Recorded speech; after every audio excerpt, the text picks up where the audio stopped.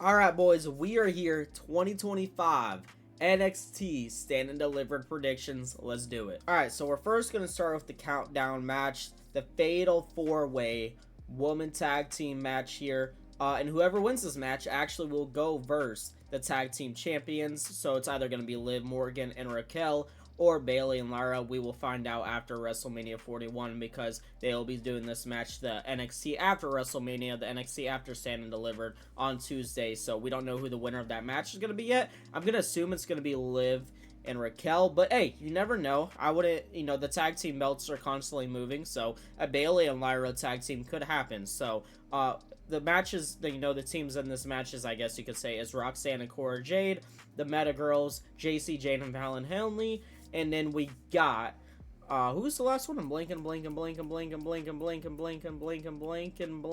have to pull it up on my phone. Oh, Gigi Dolan and Tatum Paxley. Alright, so I think out of the two teams that have the best chance is either Roxanne and Cora Jade or the Meta Girls, right? In my opinion, if they're gonna let Bayley and Lyra actually dethrone Liv and Morgan at WrestleMania 41, then I'm gonna say Roxanne and Cora, only because Roxanne and Cora already have a story and beef with Bayley, so they can go off of that in this match. And if you want to add Lyra into the story, right? Lyra and Roxanne had their amazing match last year at 2024 Stand and Delivered, so you can, add kind of story with that as well. So Roxanne versus Cora Jade for Bayley and Lyra's belts would be kind of crazy, but at the same time, if that was Bayley and Lyra's first defense, do we really want Roxanne and Cora losing this, right? I don't know. But if Liv Morgan and Raquel retain, I feel like the Meta Girls would be a good fit to verse Liv and Raquel. But if I had to pick one just off of popularity, I am going to go with Roxanne and Cora, whether Liv, Raquel, or Bayley and Lyra win. Doesn't matter the winner of that WrestleMania 41 match. I will be going Roxanne and Cora Jade just because it's Roxanne Perez, and I just feel like she needs a win to kind of push her up to the main roster, right? And if you do this, right, it's now you're fighting for main roster belts, and I think this is how you get Roxanne, fully pushed into the main roster. Maybe this is her last NXT match for a while, and we can finally have a main roster Roxanne Perez. So yeah, for the countdown show, I'm going Roxanne Perez and Cora Jade. All right, and then next up, we got the 6-man tag match with the D'Angelo family versus Dark State. In my opinion, I feel like Dark State will win this. I don't see Dark State losing this, definitely with how they're pushing him, pushing that group, I mean. So I think Dark State will win this match, but either winner I feel like doesn't matter, because at the end of the day, I don't see this as being a one match type of feud, one match type of story, right? It doesn't matter the winner of this match. I think the story will continue on with the D'Angelo family and Dark State. There's a lot you can do with it still. It could be an interesting little feud for the next few months after Stand and Delivered. And maybe the PLE after Stand Delivered, they can do a rematch or whatever. So I think they could do a lot with this. They can work a lot with this on NXT. It could be a fun little story here. But if I had to choose one, I just see the Dark State winning. And also another reason Dark State could win is the D'Angelo family, whatever. I'm sorry, I keep tongue twisting it. They just have a lot of problems going on, right? The underboss and D'Angelo, they're not really getting along. There's a lot going on. So I just feel like with that family not really connecting right now, I could easily see Dark State winning this one. And then we got the NXT Tag Team Championship match with Nathan and Axiom, and they're defending against Hank and Tank. And I'm super excited for this. Hank and Tank, they blew it up in this last year. I actually seen them at an NXT live event, and they're amazing in person. And when I was actually my first time seeing them too, and when I seen them in person, I was like, these guys need more of a push. They were so fun to see in person, and then the chances of a few weeks later, after me seeing them in live, they were getting a crazy push, and they're just going push after push, and they're getting all these big matches. The crowd was loving them. I love their Hong Kong finisher. But if I had to choose, I just don't see Nathan and Axiom losing this. But I just can't picture it. I know it's gonna happen at some point, but honestly, it's so hard to see Nathan and Axiom losing these belts because they're such a good tag team. They're so dominant.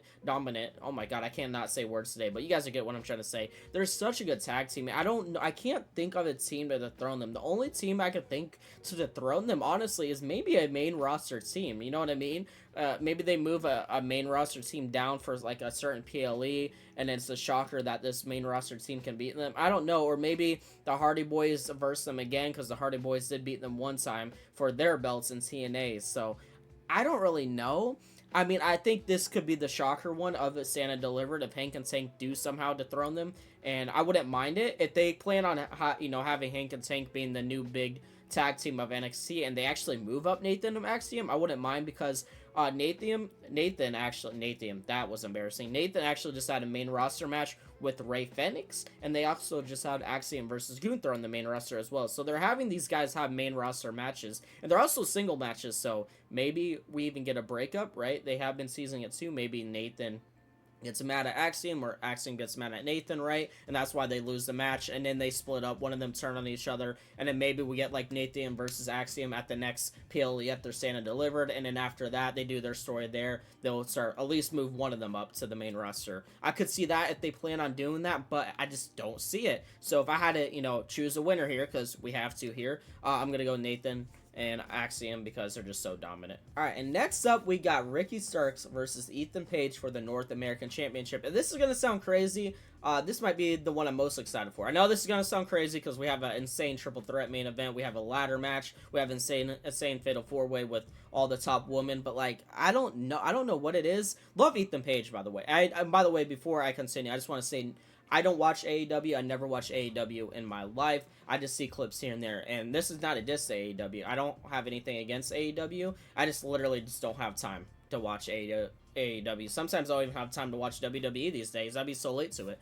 So that's why I don't watch it. Not a hater or anything, so don't get mad at me in the comments. I just literally don't have time. But my point being is, I never watched these guys in AEW, so I'm seeing everything from NXT here. And since Ethan Page came into NXT, he's been amazing. He's been one of my favorites, and I didn't mind him having the NXT Championship match.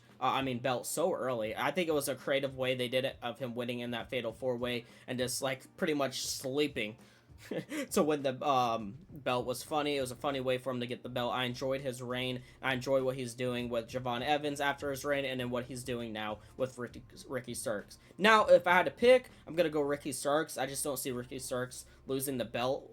His first title defense with the belt, I just don't see that happening. Definitely with someone like Ricky Starks, where they're trying to make him like a big guy in NXT for the next year or two to come. I just like if he lost this match, it would kind of like hurt him, I feel like, a little bit. I feel like Ricky Starks needs to win this match.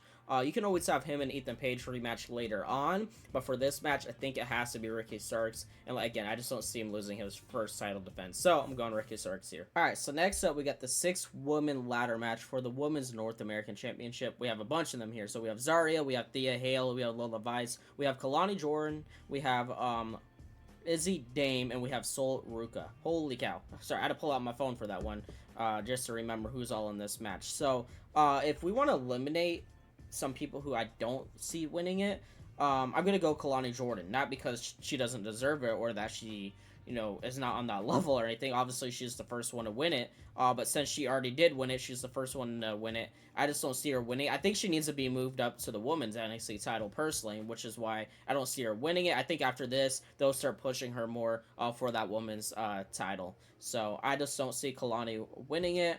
Sol Ruka, I just don't see either. Sol Ruka or Zarya, I don't see either one of them winning it. Definitely if they're trying to make them this little tag team at the moment, I just don't see them either one of them winning it because they are a tag team at the moment. I think they're going to continue their tag team story and pushing that and, just versing other tag teams and maybe going for the main roster belts at some point. And I think the 3 contenders, in my opinion, is Izzy Dame, Thea Hale, and Lola Vice. In my opinion, the reason Izzy Dame's a contender, being in her new faction, the Coaling, they do need a belt. They just lost their belt over there. Sean Spears just lost his North American Championship, so there is no belt in that faction right now, and they're a new faction. So I feel like with a new faction, you at least need one belt and, make it a dominant faction, or like no one's going to care about the faction anymore. So I do think Izzy Dame has a good chance of winning this, and I think it would honestly be a shocker as well because she's the least popular, obviously, out of these 6 women.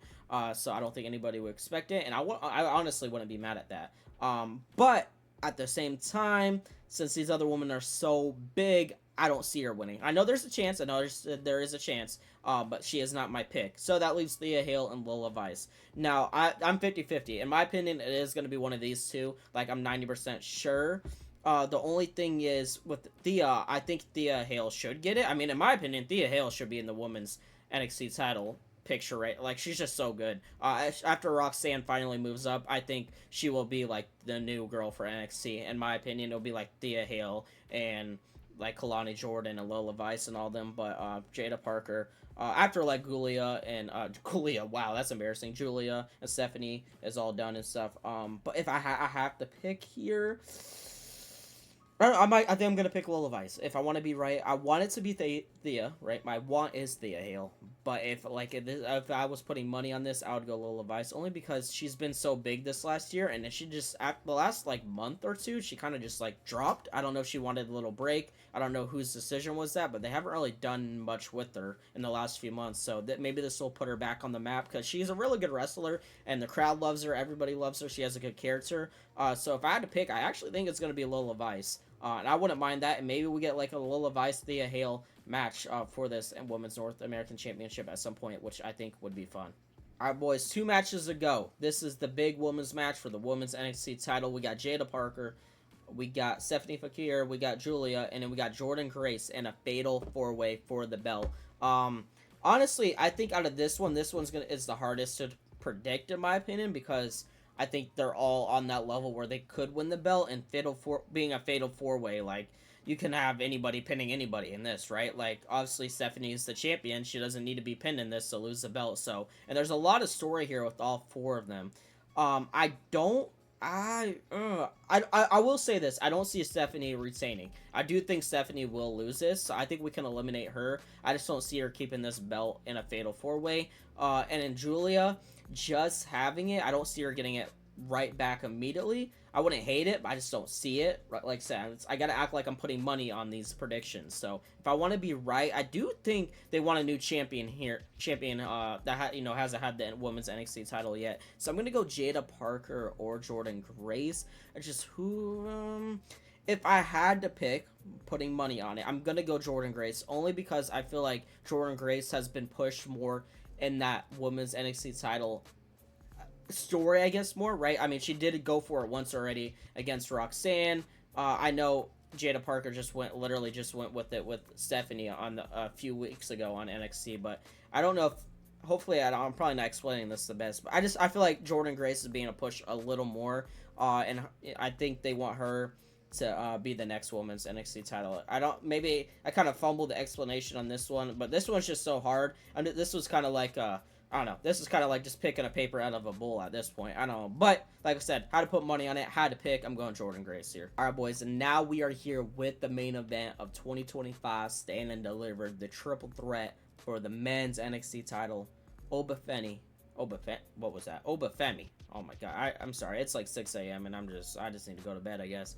Defending against Trick Williams and Javon Evans. I know my answer for this one. Just like Stephanie, I could immediately eliminate Oba. I think he's losing the title here, and here's why. Oba is a guy that they don't really let loose. When you really think about it, he's almost like a Roman Reigns of NXT, right? He doesn't have much losses. He doesn't lose. Not only that, he doesn't get pinned. So in a triple threat, right, you don't need to be pinned to lose the belt. So you can I think either Trick Williams is pinning Javon here, or Javon is pinning Trick here. And one of them are winning the belt. And I think you can have Obafemi losing the belt, but without getting pinned. So you can still have him as this powerful ruler, because he technically didn't, like, lose it himself, right? He lost it in the match, but nobody actually pinned him. And then they can work with that after NXT and Stand and Deliver. Obafemi could come out this Tuesday after and be like, well, hey, you didn't pin me, so I want a rematch or whatever. So for me, it's either Shriek or Javon. But I've been thinking this for weeks, ever since they've been teasing him in this match. I think it's Javon, bro. I think it's time for Javon to win the belt. First of all, we don't need Trick Williams getting it for a 3rd time, let's be honest. I love Trick Williams, but the reason I don't want him to is because he just needs a main roster push already. I'm hoping after Stand and Delivered, he moves up to the main roster. I hope this is his time. I think this is his last little match here, and then we move Trick up to the main roster. right? And we have Javon as the new NXT Men's Champion, become one of the youngest NXT champion, if not the youngest. I don't know. Someone needs to tell me that below in the comments because he's only 20. And then this is when you get a Javon Evans versus Obafemi feud post Stand and Deliver. In my opinion, that's what I would do with that. But yeah, that's all my NXT Stand and Deliver 2025 predictions. I think I'm feeling pretty confident on this. The only ones that I'm worried about is probably the ladder match, because being 6 women, the odds of guessing that right is very hard. That excuse me, that's the only one I'm not confident on. But y'all tell me your predictions down below in the comments. I hope y'all enjoyed this video. Drop a like, sub if you're new, and hey, stay tuned for my WrestleMania 41 predictions coming soon.